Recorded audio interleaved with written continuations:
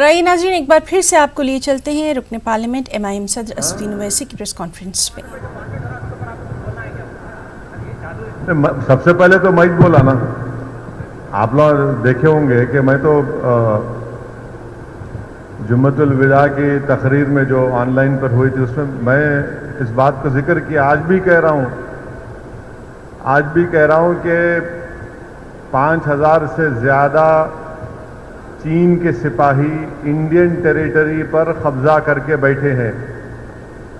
जितने बड़े बड़े डिफेंस के एक्सपर्ट्स हैं, रिटायर्ड लेफ्टिनेंट कर्नल्स, जनरल्स हैं, वो लोग बता रहे हैं कि चाइना ने पहली मर्तबा इस तरह से एग्रेसिव तरीके से पांगसांग सू में और उस इलाके में अपनी फौज के साथ ना सिर्फ कब्जा किया बल्कि वहां पर बंकर्स बना रहे हैं, वहां पर अपनी आर्टिलरी को लाकर रख दिए हैं। और तीसरा यह है कि दुनिया ने वो वीडियोस भी देखे कि कैसे वहां पर भारत के सिपाहियों की बहादुर फौज से चीन की फौज ने उनसे किस तरह का नाजेबा सलूक किया। चौथी बात यह है कि गवर्नमेंट ऑफ इंडिया की तरफ से डिफेंस मिनिस्टर का एक स्टेटमेंट आया मीडिया को कि वो चीन से बातचीत कर रहे हैं।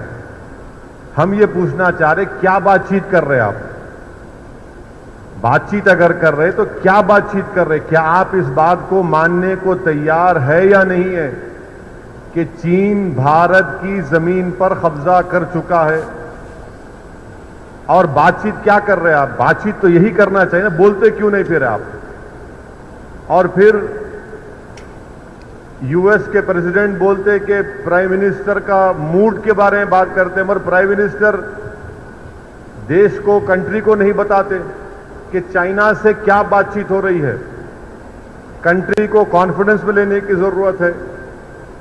अब यूनाइटेड स्टेट्स के फॉरेन रिलेशन कमेटी के चेयरमैन का भी स्टेटमेंट आया कि चीन एग्रेसिव बिहेवियर कर रहा, तो क्या है ये? हमारा मानना यह है कि गवर्नमेंट ऑफ इंडिया को पब्लिकली बताना चाहिए कि क्या चीन ने भारत की जमीन पर कब्जा किया, नहीं किया। सैटेलाइट फोटोज हैं, बताया जा रहा है, वीडियोज आ रहे हैं कि भारत की फौज भी वहां पर उस मुकाम पर जा रही है। और ये सब चीजें हैं। इतनी खामोशी जो है ये गलत है और बीजेपी को ये खामोशी तोड़ने की जरूरत है। और जिस तरीके से हम लोग एग्रेसिव तरीके से अपनी बात को रखते जब किसी और नेबर की बात आती है, मगर जब चाइना की बात आती हम जरा बीजेपी वाले खामोश बैठे हुए हैं। क्यों खामोश बैठे हुए हमको समझ में नहीं आ रहा।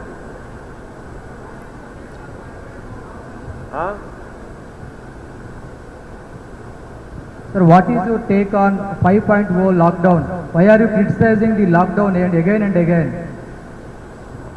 This is the last question. I have been consistently criticizing the lockdown because it is unconstitutional. If you read the constitution, states under the state list, the states are responsible for public order, health and law and order. The government of India and the Modi government cannot violate the Constitution 7th schedule. They cannot use NDMA Act to dictate the state governments how they should run their law and order, what should be closed, what should not be closed. It is very unfortunate, and I don't know, I cannot answer your question, that why did the chief ministers accept this diktat, or this unconstitutional diktat of Modi government? Am I against lockdown? No. It had to be implemented, but it is for the states to decide when lockdown should be implemented, when lockdown should be lifted, what should be closed, what should not be closed. An officer sitting in South Block or North Block will not know what is happening in Hyderabad. what is good for Telangana, what is bad for Telangana. And that is why you see that the Prime Minister took only 4 hours to impose lockdown, and now to lift the lockdown they have given 8 days time. Lockdown के लिए 4 घंटे दिए गए, अब lockdown उठाने के लिए 8 दिन का टाइम मिल रहा आपको. तो इससे मालूम हो रहा है कि कितना अनप्लैन्ड और हेस्टी डिसीजन लिया गया, जिसकी वजह से आज हमारी इकोनॉमी बर्बाद हो चुकी है. अगर 24-25 मार्च के बाद ही पूरे माइग्रेंट लेबरर्स को मोदी हुकूमत इनको वापस भिजा देती, कॉन्स्टिट्यूशन में माइग्रेंट लेबर्स की जिम्मेदारी भी गवर्नमेंट ऑफ इंडिया पर है. कॉन्स्टिट्यूशन में माइग्रेंट लेबर्स की जिम्मेदारी गवर्नमेंट ऑफ इंडिया पर है. अगर 24 मार्च के बाद 1 हफ्ते के अंदर ये माइग्रेंट लेबरर्स को जब भिजा देते, इसलिए कि 24 मार्च को सिर्फ 560 कोविड के केसेस थे, 560 केसेस थे, उसी वक्त उनको भिजाते जब वायरस ताकतवर नहीं था. अब आप मोदी सरकार के विजन देखो आप कि अब इकोनॉमी खोल रहे, पूरा लेबर जा चुका है और 1,85,000 के ऊपर वायरस के पेशेंट्स हैं इंडिया में, एक्टिव केसेस है. तो ये कौन सी प्लानिंग है, ये कौन सा विजन है? इसीलिए मैं कह रहा हूं कि लीगली ये अनकॉन्स्टिट्यूशनल है, ये अनप्लैन्ड है, और इनके गलत फैसले की वजह से पूरे मुल्क के गरीब बर्बाद हो चुके हैं. अभी आपको ये बर्बादी नजर नहीं आएगी. 15-20 दिन, महीने भर के बाद जब आप लोग बाहर निकलेंगे, उनको अंदाजा होगा कि क्या हाल हो चुका है. तेलंगाना स्टेट गवर्नमेंट खुद कह रही है, चीफ मिनिस्टर का स्टेटमेंट है कि एफआरबीएम एक्ट को 3 से 5% जब करे तो उसके कंडीशंस लगाए, वो गलत है. चीफ मिनिस्टर खुद कहा कि स्टेट के लोन्स को डिफर करना था, वो भी गवर्नमेंट ऑफ इंडिया तैयार नहीं है. वेज एंड मींस एडवांस को 100% करना, वो भी तैयार नहीं है. तो मोदी गवर्नमेंट स्टेट गवर्नमेंट्स की क्या मदद कर रही? कुछ मदद नहीं हुई अब तक. इसीलिए स्टेट गवर्नमेंट्स के पास रेवेन्यू नहीं आ रहा.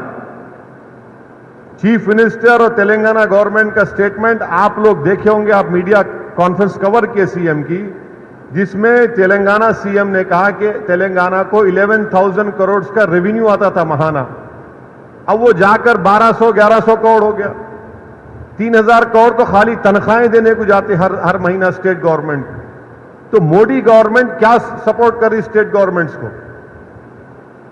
कोई सपोर्ट नहीं है.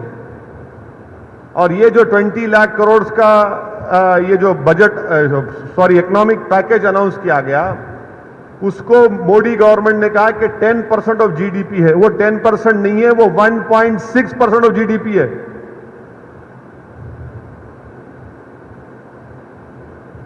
$0.7 लाख करोड़ का है वो. ये चीजें हैं. हाँ, करीब में मस्जिदें खोलने वाले हैं, तो अभी बारिश से पहली बार जो है कोविड का सामना होगा, तो आप इसको कैसा देखते हैं सर? नहीं, आपका सवाल क्या है? मस्जिद नहीं खोलना? नहीं, मस्जिद खोल रहे हैं ना सर, तो पहली बार जो है कोविड में बारिश हो रही है, तो केसेस बढ़ रहे हैं, हर जगह केसेस बढ़ रहे हैं, अल्हम्दुलिल्लाह से तेलंगाना में कम हो रहे हैं. तो इसके लिए आपका क्या डिसीजन? आप वक्फ बोर्ड के मेंबर भी हैं. नहीं, मेरा पूरे मुल्क के मुसलमानों से अपील ये है कि इंशाल्लाह मस्जिदें खुलेंगी 8 तारीख के बाद. तो खोलना पड़ेगा. खाली कंटेनमेंट जोन्स में जो है वहां तो मुश्किल होगा, जो कंटेनमेंट.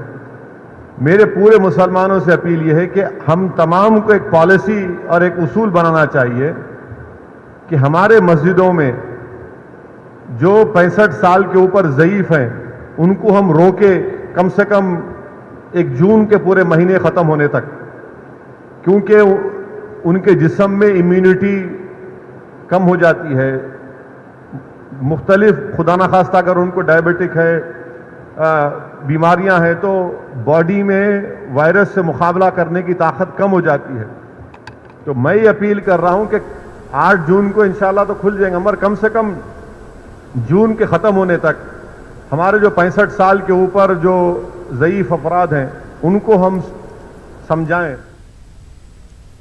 तो नाज़रीन, हम देख रहे थे अज़वीन ओवैसी की प्रेस कॉन्फ्रेंस जिसमें उन्होंने लॉकडाउन और अब जो अनलॉक 1 का फेज़ चल रहा है उसको लेकर कई बातें तफसील से कही हैं। इस वक्त की एक अहम खबर झारखंड से आ रही है जहां मदरसा मुलाजमीन को जल्द तनख्वाहें दी जाएंगी। वज़ीर पार्लिमानी उमूर आलमगीर आलम ने इस बात की यकीन दहानी कराई है और उन्होंने ये भी कहा है कि चंद दिनों में तनख्वाहों की अदायगी हो जाएगी। सबसे अहम बात यह कि तकरीबन 40 महीनों से इन मुलाजमीन को ये तनख्वाहें नहीं मिली हैं।